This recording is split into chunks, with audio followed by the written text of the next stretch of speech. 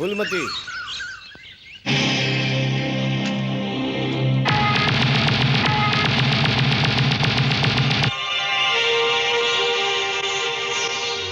तुहार प्यार हमके अपन रास्ता बदले के मजबूर कर दिले बा फूलमती। ये खून खराबा के जिंदगी छोड़ के अब हमेशा खाते तोरे लगे आगे नहीं। का तू सच बोलता हो अर्जुन? हाँ फूलमती, अब हम तोके छोड़ के कहूं ना जाबे।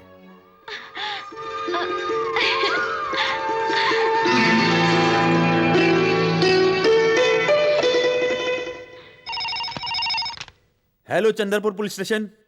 हाँ, हम हरिपुर थाना से इंस्पेक्टर बलदेव सिंह बोल रहल बानी। का हम इंस्पेक्टर खान से बात कर सके नहीं? हाँ, हम इंस्पेक्टर खान बोल रहे हैं। सर, हम बलदेव सिंह बोल रहल बानी। हमार मुखबिर खबर देहले बा कि गांव के चौधरी के लूटे खातिर अर्जुन डकैत आवे वाला बा, लेकिन हमार थाना में सिपाही बहुत कम हवन। अगर रउआ सिपाही और गोला बारूद भेज दें तो हम जाल बिछाई के अर्जुन डकैत के गिरफ्तार कर सके नहीं। अगर ऐसा बात है तो पुलिस फोर्स हम अभी भेजे था।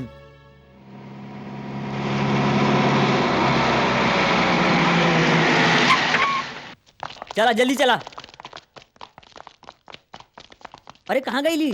चला तू है ने जा, तू होने जा, चला। अरे ई का? अरे ई तुम्हारा हालत कौन कैलस? अर्जुन डकैत सर, वे हमरा के जान से मारे की धमकी देके रउआ के फोन करवैलस ताकि रउआ अपन सिपाही लेके यहाँ जाए और वो आसानी से चंदनपुर के ठाकुर पे हमला कर सके। का?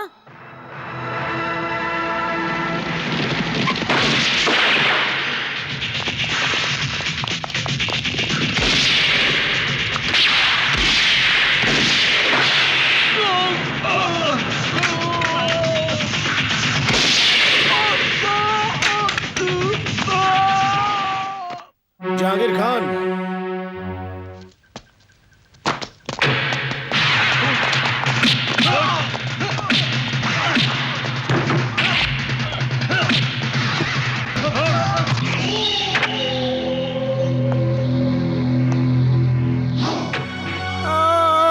भाई जी हमरा के बचा ले।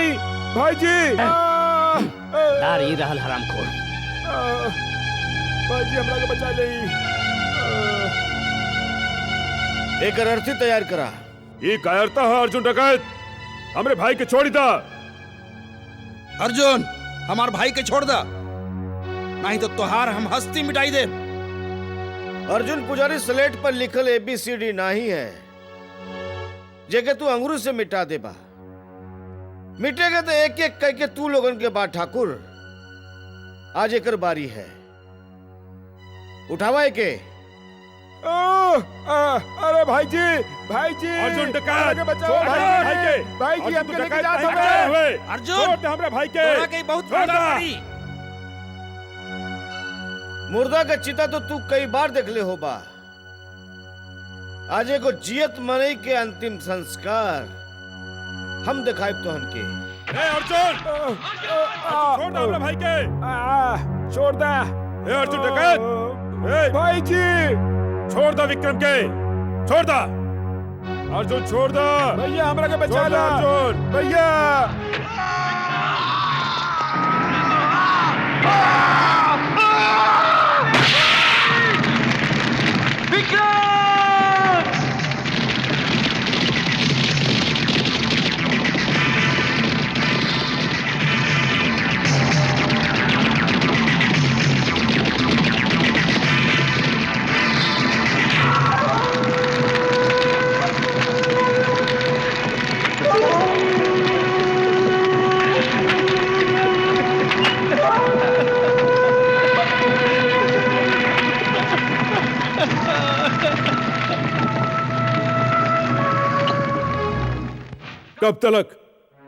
कब तलक हम कारण जैसे चुपचाप बैठल रही बड़ा भाई जी। अर्जुन डकैत हमने के घर में घुस के हमने के छोट भाई के जियते जला के चल गई और हमने के यहाँ विक्रम के मौत के मातम बना रहे लई। हम तो कहते हैं बड़का भाई जी, अर्जुन के माई के मार के ओकर लाश के छोट छोट टुकड़ा करके चील कौवन के पेट भरे खातिर गांव के नदी किनारे फिकवा देवे के चाहिए। शेर कबहू मरल शिकार नहीं खाला। अर्जुन के माई तो पागल बिया, तो वैसे मरल बिया। कौनो ऐसा आदमी के मारा जेकरे मरले से अर्जुन के तकलीफ होवे।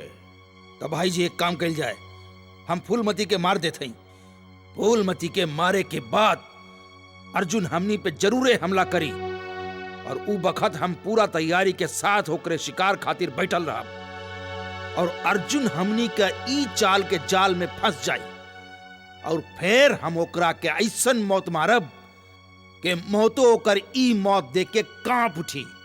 कौनो भी कदम उठावे से पहले तू सबे ठंडा दिमाग से सोच ला। अगर फूलमती के मार दे ता सारा गांव वाला हमनी के खिलाफ हो जाइए और जीजा जी के मंत्री बने के सपना कभी पूरा ना हुई। जगमोहन ठीक कह रहल बा। अर्जुन डकैत के मारे खातिर हम लोगन के दूसरा रास्ता ढूंढे के होई। जीजा जी हम एगो ऐसन खतरनाक आदमी के जाने नी जौन पैसा खातिर कुछो करी सकेला। हमके ऐसा खूंखार शिकारी की जरूरत है। पता लगाओ वो कहाँ है। एक कल्लू पत्ता लगावा। ले अरे डाला। इला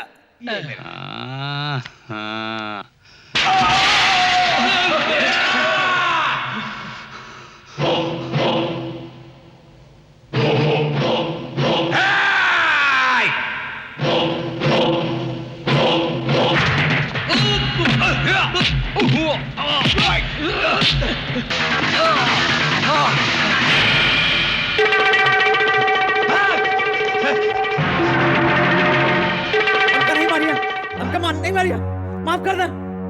एक बार मौत के शिकंजा से तो आदमी बच सकेला, मगर देवा जब केहू के सुपारी लेवेला ता ओकरा लागे जिंदगी के सारा रास्ता। ए, मत मारा, मत मारा, प्लीज मत मारा।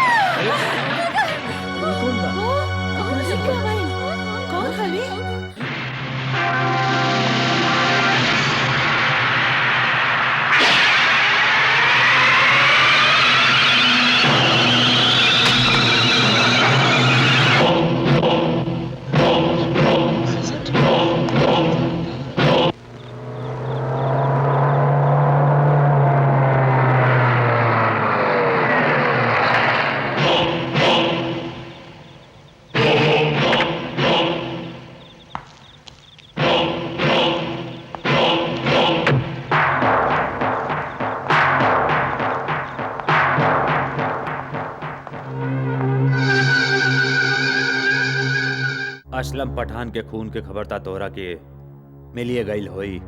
टीवी पे खबर देख के आ रहे कांद तो बड़ा सफाई से कैला। 5 लाख रुपया तो हम पहले ही दे चुकल है और ई बाकी के 5 लाख।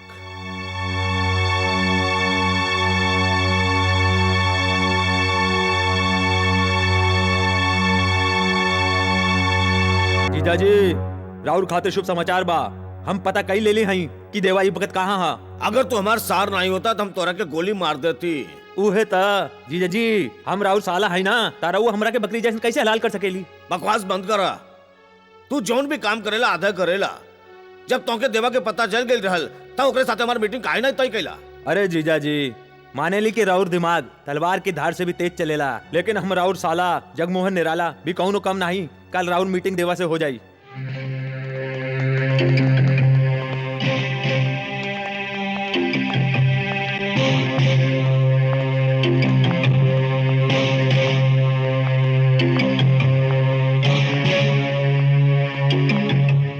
जीजा जी देवा भाई। नमस्कार देवा भाई। नमस्कार देवा भाई। देवा भाई हम तोके नमस्कार के लिए और तू जवाब नहीं देला।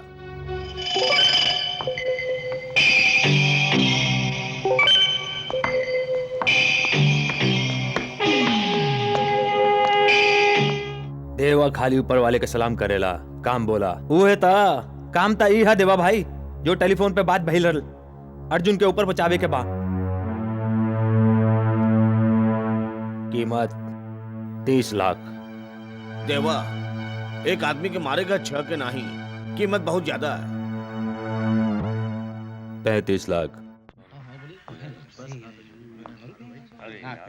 राम राम चाचा। राम राम। का बात बा चाचा, रहुआ बड़ा चिंता में दिखत बानी। हाँ बेटवा, जब लड़की जवान हो जावेले तो हमरा ऐसे गरीब बाप की चिंता बढ़ जावेला। अब चंपा जवान हो गई बया, सोचत बानी के ओकर बियाह कही देई। ता एकरा में परेशानी की का बात बा? परेशानी तो इहे है ना कि कौनो नीमन लड़का नहीं मिल रहा बा, बस इहे परेशानी के बात बा। ता चाचा जी लड़का मिल गई समझी। का तोहरा नजर में कौन लड़का बा? चाचा हम तो हर बिटिया चंपा से ब्याह कई चाहते हैं। काहे मजाक कर रहे हो बेटवा? तू सब बड़े लोग हवा और हमनी के खेत में काम करे वाला एगो मामूली किसान। चाचा हमने एक दूसरे से बहुत प्यार करे नी और जल्द ही ब्याह के बंधन में बंधना चाहते हैं। मगर बेटवा तोहरा के दहेज देवे खातिर हम लगे कुछो नहीं खे। चाचा हमारा नजर में दहेज लेहल और देहल दोनों पाप हैं। रउआ ओकरा के ब्याह के जोड़े में विदा कर दे, उहे हमरा खातिर बहुत होई। ब्याह के जोड़ा? चाचा अर्थी के सामान भी पैक करा दिया। का बकवास करत बाड़े? जब दुई बड़ लोग बातियावत हो ता खुजली वाले कुकुर लोग नहीं बोलत करते। यहाँ हम अपन शादी की बात कर रहे हैं और तू बर्बादी की बात कर रहे बाड़े। जा यहाँ से अपन काम कर। चाचा किशन लाल मंगली बा, और अगर तू अपन बिटिया के ब्याह एक संगे कैला तो दूसर के दिन चंपा के उठ जाए अर्थी। ये का कह रहे भाड़ा तू?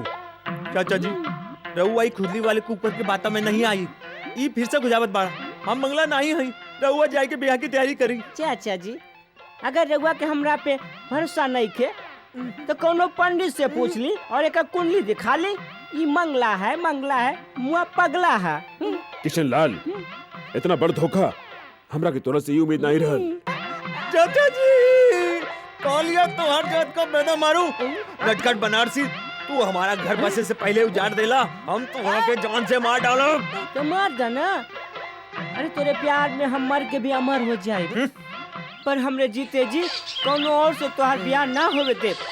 काहे के हम बने तुम बने एक दूजे के लिए। किशन लाल जी राम राम।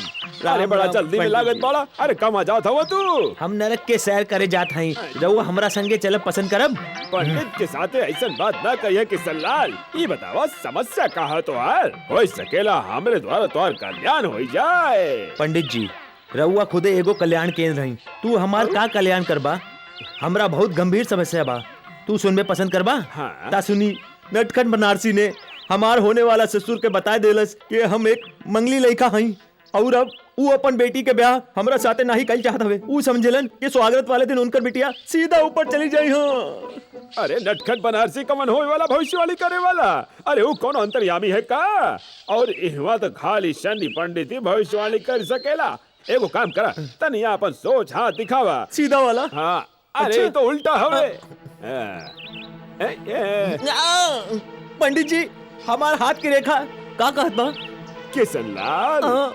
तोरे हाथ के लकीर कहत बा तोरे लगे पैसा बहुत बा, पक्की ब्याह में बाधा बा, शनि के दरवाजा पे राहु के पहरा बा। यही खातिर तोहार ब्याह नहीं हो सकेला। माने के जिंदगी भर हम कवारा रहे, हमार चंपा हमरा के नहीं मिल सकत। पंडित जी अरे ये हम कहवा कहली? अरे तोहरा के तोहार चंपा मिली है और जरूर मिली। अरे तोहार ब्याह हुई, मगर ब्याह के 7 दिन बाद तोहार चंपा भगवान के प्यारा हो जाई। चुप चुप कही, हमार बगिया में फूल खिले से पहले ही हमार फूल मुरझाए चाहिए। पंडित जी चंपा के काल टाले खातिर कौनो उपाय बताइए। उपाय तो हवे किशन लाल, पर तनी खर्चा करेगे पड़ी। रउआ पैसे की फिक्र नहीं करी पंडित जी, बस उपाय बताई। तोहार ब्याह गधी के साथे करेगे पड़ी। आए गधी के संगे का कही रहे हैं पंडित जी? बांध के गोली ताना खाई ले हैं। शांति से काम ल किशन लाल, शांति से। पहले हमारी पूरी बात तो सुना। तोरे हाथन की लकीर में साफ लिखल बा कि ब्याह के 7 दिन बाद तोहार धर्म पत्नी परलोक चली जाई। तो तब का तोहार ब्याह पहले गदही से करावे के होई और ओकरे बाद जब गदही मर जाई तब तोहार ब्याह चंपा के संगे हो जाई। उपाय तो बहुत नीमन बा पंडित जी। निकाला हमारे 501 रुपया। 501 कुछ कम इला पंडित जी। ई का कंजूस मक्खी चूस। ई ज्ञानी पंडित के तू 1 रुपया दे के बेवकूफ बनावत बड़ा। इले 500 किशन लाल तो एगो काम करा, पूजा की सामग्री के इंतजाम करा, तबले हम शिव मंदिर के पास गदही के इंतजाम करके पहुंचत हई। ओहो पंडित जी कितना नीमन गदा है रहुआ। राधे श्याम सीताराम, राधे श्याम सीताराम। आई जा, गदही लजा नहीं, देखा तो तोहार दुल्हन कितना लजाई रहल बिया। हाँ, अरे किशन लाल। पंडित जी, पंडित जी, अरे पंडित जी, रहुआ आगे में इतना देर कैसे कर देनी? हम कबले हाथ में थरिया लेके खड़ा हई। पंडित जी, हाँ। हम रहुआ से एगो की बात कहले रहनी, तू ई दूध काहे ले आइला? तोहरा के हम बताई कि हम लेट काहे आईनी, काहे की कन्या के खोजे में देर हो गई। और रहल इनकर बात, ई कन्या के बाप हमें माने के तोहर होए वाला अच्छा, ससुर। बाबूजी। प्रणाम करा। गोड़ लागत बानी बाबूजी, लागत बा बिटिया के विदाई के गम में तू आधा सफेद और आधा करिया हो गई बड़ा। जल्दी करा, बरमाला उठावा और लड़की के गले में डाली दा। हमारी प्यारी दुल्हनिया ई माला ले ले। अब किशन लाल तू सरमाला उठा के कन्या के माथा पे छुआई के अपना गले में डाली दा। आशीर्वाद दे ससुर जी, आशीर्वाद दे। और तो बधाई होवे, आज से तू दोनों पति पत्नी हो गई। अरे पंडित जी, ई ब्याह भी कौनो ब्याह हवे? ना फेरा ना पूजा, फिर तू हमरा से पूजा के थाली काहे मंगवाइला? काहे के पूजा की थाली मंदिर में ले जाए के आराम से बैठ के अपन जिंदगी और गदही के मौत के भगवान से प्रार्थना करब। फिर तारा हुआ यहाँ से प्रस्थान करिए। अच्छा जी। किशन लाल, हाँ? अरे बेवफा, हमी से मोहब्बत, हमी से लड़ाई, अरे मार डाला दुहाई दुहाई। अरे किशन लाल, कल मुहा हमरा से बेवफाई कैला और तू ब्याह कर लेला। भगवान करे तोर ब्याह कबहू सफल न होके तू सुहाग रात मनावे के पहले रंडवा हो जा माटी में। ई त हम चाहत हई नटखट। हाँ, दे जी भर के बदुआ दा हमरा के। होई सकेला के तोहरे श्राप में हमरा खुशी छिपल होके। हाँ, हमार दिल कहत बा कि तू कबहू सुखी नहीं रह सकबा। मगर जी बताओ तो दुल्हन कहाँ बिया? नटखट बनारसी, तोहर अकल के साथ तोहर आँखियों कमजोर हो गई बा। तनी इन्हें देखा, ये है श्रीमती किशन लाल। गदही?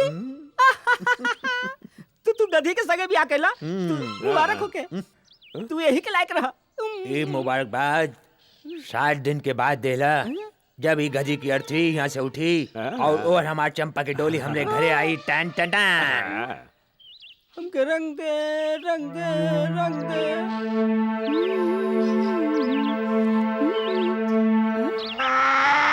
गधा?